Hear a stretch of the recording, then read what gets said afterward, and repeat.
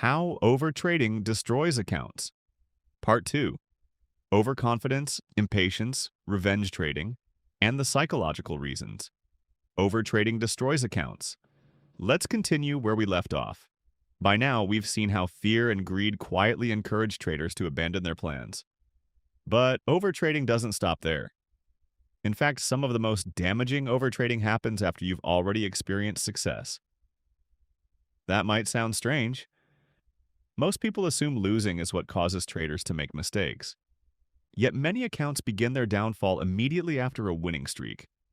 This is where overconfidence enters the picture. Overconfidence is dangerous because it doesn't feel emotional. It feels like certainty. You win 3 trades in a row. Your analysis has been accurate. Your entries have been precise.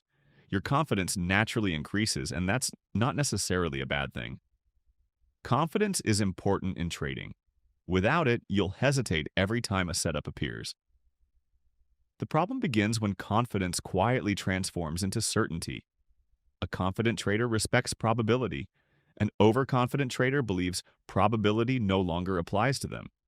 Instead of saying, "This setup has a statistical edge," they begin thinking, "I can't miss today." That small shift changes everything. They stop waiting for complete confirmation. They increase their position size. They ignore small warning signs. They begin entering trades because they expect to be right instead of because their rules have been satisfied. Imagine a trader who starts the week with 4 consecutive winners. On Friday morning, they tell themselves, "I've been reading the market perfectly all week." The next setup is only average, but they convince themselves it's good enough. They enter early. Price moves against them. Instead of accepting the loss, they add another position. After all, they've been right all week. Eventually, the market continues moving against them.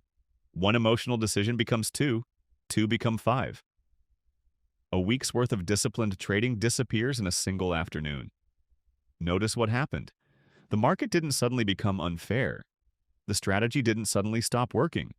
The trader simply stopped respecting uncertainty. Professional traders understand something beginners often forget. Single trades don't guarantee a winner is due. Each trade deserves the same level of discipline. Professionals never allow yesterday's results to lower today's standards. Now let's look at impatience. If overconfidence usually follows success, impatience often appears during silence. Markets spend much of their time consolidating. Price moves sideways. Every trade is independent.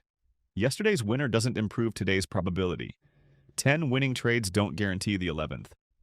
Likewise, 5 low nothing meets your criteria. Hours pass without opportunity. For many traders, this becomes mentally exhausting. The strange thing is that they aren't tired from trading. They're tired from waiting. So they begin manufacturing opportunities. They zoom into lower time frames, hoping to discover something that wasn't visible before. They remove filters from their strategy. They tell themselves, "It's close enough." Eventually, they find a reason to trade. Not because the market changed, because their patience expired. This happens more often than people realize. Many traders aren't addicted to making money. They're addicted to participating. They feel uncomfortable watching the market without being involved. Being flat feels like missing out, so they replace discipline with activity. Professional traders view waiting differently. Waiting is not empty time. Waiting is active risk management. Every trade you don't take because it doesn't meet your rules is a successful decision. That's difficult for beginners to accept because they measure success by profit. Professionals measure success by process. Sometimes the best trade of the day is the one you never entered. Now let's talk about one of the most destructive behaviors in trading psychology: revenge trading. Revenge trading begins with disappointment. Perhaps you followed every rule and still lost. Perhaps you made an emotional mistake and regret it.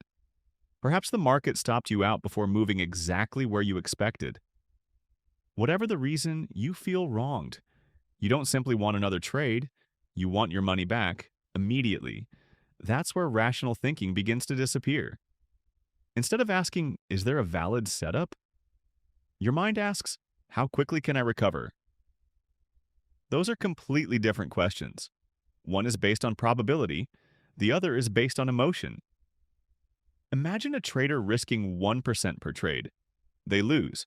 Instead of waiting for another setup, they immediately enter again. Another loss. Now frustration begins growing. They increase their lot size. I'll recover everything with this trade. Within an hour, they've taken 12 trades. Nothing about the market changed. Everything about their psychology changed. This is why revenge trading is so dangerous. It isn't about recovering money. It's about escaping emotional discomfort. The trader wants relief. Unfortunately, markets don't reward emotional urgency.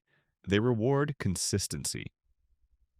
One of the hardest truths in trading is this: the market doesn't owe you recovery. It doesn't know your entry price. It doesn't know your account balance. It doesn't know how many trades you've lost today. Every new trade is completely independent. Yet emotional traders behave as though the market is somehow obligated to return what it took. That's an illusion. Professional traders understand that losses are business expenses. Emotional traders experience losses as personal failures. That difference changes every decision that follows. Now let's step back and ask an important question. Why does overtrading destroy accounts? Most people answer, because you lose more trades. That's only part of the story. The real damage begins long before your account reaches zero. Overtrading destroys decision quality. The brain becomes mentally fatigued. Attention decreases. Patience disappears. Impulse control weakens. Every new decision becomes slightly worse than the one before it. Think about driving for 12 hours without rest. At first you're alert. Eventually your reactions slow. You become careless. Trading works similarly. Every emotional trade consumes mental energy. Eventually you're no longer making objective decisions. You're reacting. Veer trading also creates emotional exhaustion. The more trades you take, the more emotional highs and lows you experience. Winning creates excitement. Losing creates frustration. Repeated dozens of times in a day, these emotional swings become overwhelming. Eventually, you're no longer observing the market. You're simply responding to your emotions. Perhaps the greatest danger is that overtrading destroys trust. Not trust in the market. Trust in yourself. Every time you ignore your rules, you teach your brain that your trading plan is optional. Eventually, your rules become suggestions instead of commitments. Once that happens, consistency becomes almost impossible. That's why disciplined traders protect their process far more carefully than they protect their profits. Because they understand something many beginners never realize. Money follows discipline. Discipline never follows money. If this video has helped you, hit the like button, leave a comment below, and don't forget to subscribe to the Trading Jagaban. Thanks for watching. Watch this next.